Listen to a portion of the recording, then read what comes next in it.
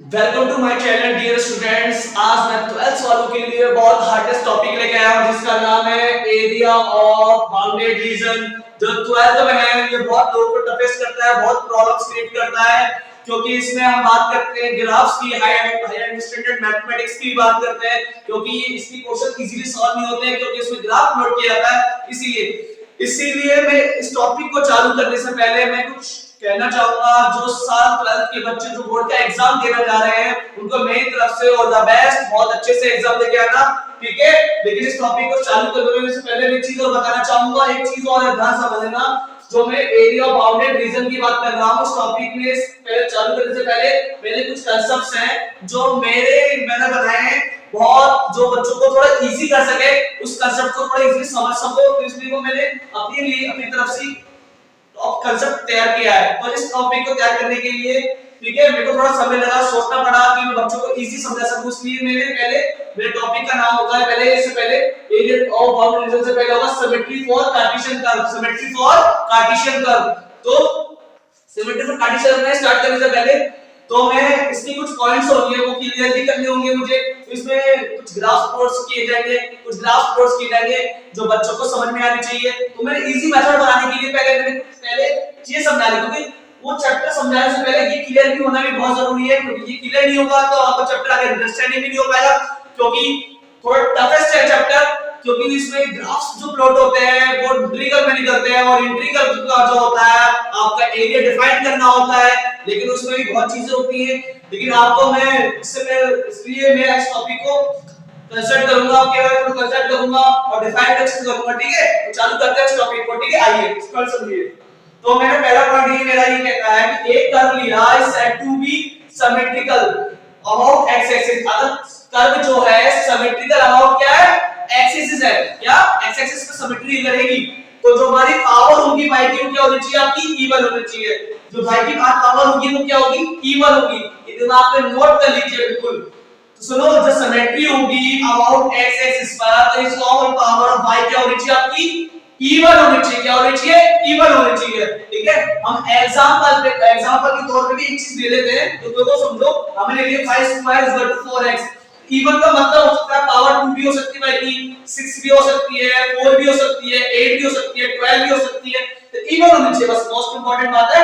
जो अगर x axis पे सिमेट्री कर रही है, कर्व जो सिमेट्री कर रहा है, तो उसकी y की पावर हमेशा इवन ही होनी चाहिए, ठीक है। तो y² 4x, y² 4x हमने इक्वेशन ली व्हेन x a पर, तो जो x की वैल्यू होगी वो क्या होगी, आपकी a। अगर x की वैल्यू हम a की जो पुट कर देंगे x में, तो इक्वेशन में हमें y² 4a a, तो जो x की वैल्यू कितना आ गई, a आ गई। तो इसमें सॉल्यूशन देने पे क्या है, y² 4a² क्या, 4a² आया, क्लियर, ठीक है। तो y² क्या होगा, जब मैंने बताया था पावर इक्वल किया तो अंडर चढ़ जाता है, अंडर क्या निकला, y की पावर y की निकला प्लस माइनस 2a, तो y की वैल्यू क्या निकली, 2a निकली, ठीक है। इसके अकॉर्डिंग क्या ग्राफ प्लॉट होता है। अगर क्वेश्चन में पॉइंट हो रहा था थोड़ा याद हो, तो सिमेट्री फॉर x एक्सिस, जो सिमेट्री होगी वो x एक्सिस होगी, तो x एक्सिस में ग्राफ प्लॉट ऐसा होगा, ठीक है। और जो y की वैल्यू निकली कैसे होगी, मैंने बताया था, अगर सिमेट्री y एक्सिस पे है, x एक्सिस पे है, तो y की पावर कैसे, इवन, तो इसके अकॉर्डिंग हमारी जो वैल्यू आ गई क्या निकल गया, 2a और नीचे से 2a। ये बात क्लियर हो गई, कंसेप्ट बिल्कुल क्लियर हो गया होगा।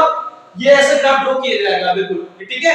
अगर सिमेट्री अबाउट x एक्सिस से तो ऐसा ग्राफ ड्रॉ होगा, ठीक है भाई, और y की पावर जो कि इवन होगी। इसमें अगर थोड़ा चेंज कर दें, अगर सिमेट्री हम कर दें y एक्सिस पे कर दें, इसकी y एक्सिस पे सिमेट्री कर दें, y एक्सिस पे सिमेट्री कर दें, और जो फिर हमारी क्या होगी पता है, जो x की पावर होगी वो इवन होगी, क्या होगी, x की पावर इवन। अगर हम सिमेट्री में y एक्सिस कर दें तो x की पावर क्या होगी, वो इवन हो जाएगी, क्या हो जाएगी, इवन हो जाएगी। तो इक्वेशन में क्या हो गया, चेंज होगी। तो मैं इक्वेशन चेंज करके बता देता हूं आपको, ठीक है। तो इक्वेशन क्या बन जाएगी, तो y की power same ratio possible, x²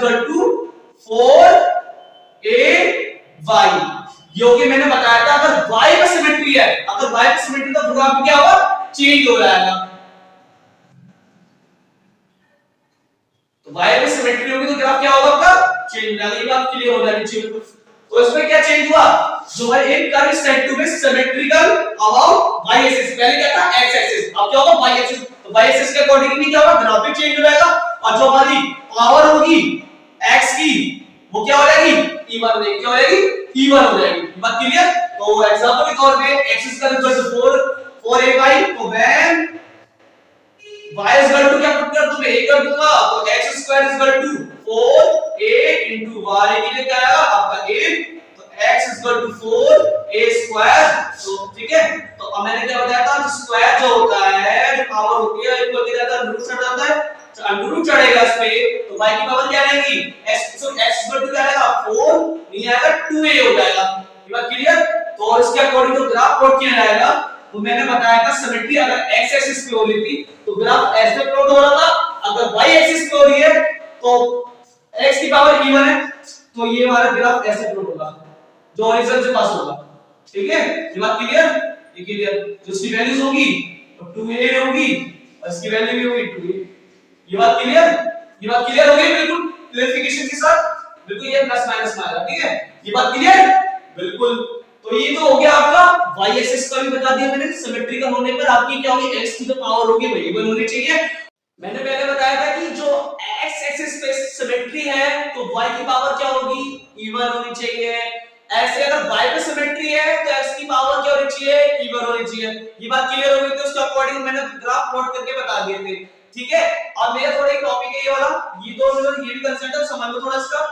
A curve is said to be symmetrical about both axes, मतलब सिमेट्री x एक्सिस पे भी होगी और y एक्सिस पे भी होगी, तो उसकी कंडीशन क्या होगी, ये सोचने तो वाली बात तो है, अगर x एक्सिस पे भी सिमेट्री है और y एक्सिस पे भी सिमेट्री है तो if all power x की और y की power of the equation of the curve are even, क्या आर इवन, तो हमारा कहने का मतलब है कि जो x एक्सिस पे सिमेट्री होगी y एक्सिस पे भी सिमेट्री होगी, तो और पावर जितनी भी होगी वो सब क्या होगी इवन ही होनी चाहिए। ठीक है, ये बात क्लियर, ये बात क्लियर। तो उसका अकॉर्डिंग क्या ग्राफ प्लॉट होगा, पहले इक्वेशन में फॉर एग्जांपल ले ली क्या x की power x square plus y square is equal to a square. ये बात क्लियर, ये बात क्लियर है बिल्कुल। जो x की पावर 2 है प्लस y की पावर 2 है और a की पावर 2 है, ये सब क्या है इवन है, क्या है इवन। तो बोथ पावर्स दोनों पर सिमेट्री है तो ग्राफ कैसा प्लॉट होगा, सर्कल बन जाएगा।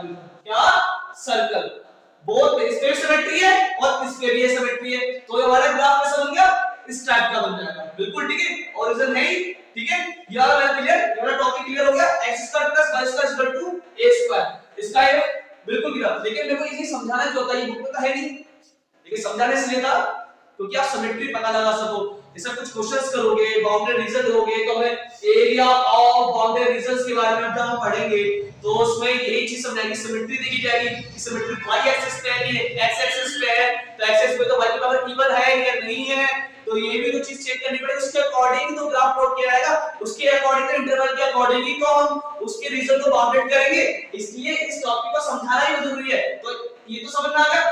ठीक है, अब नेक्स्ट टॉपिक जो मैं बात करूंगा एक बाउंड्री रीजन नहीं, तो वो मैं आपको बताऊंगा अगले एपिसोड में। ठीक है, इतना तो पहले इसमें क्लियर करना था कि अंडरस्टैंडिंग करनी बहुत जरूरी थी। ठीक है, इतना काफी है, क्लियर। ठीक है, थैंक यू।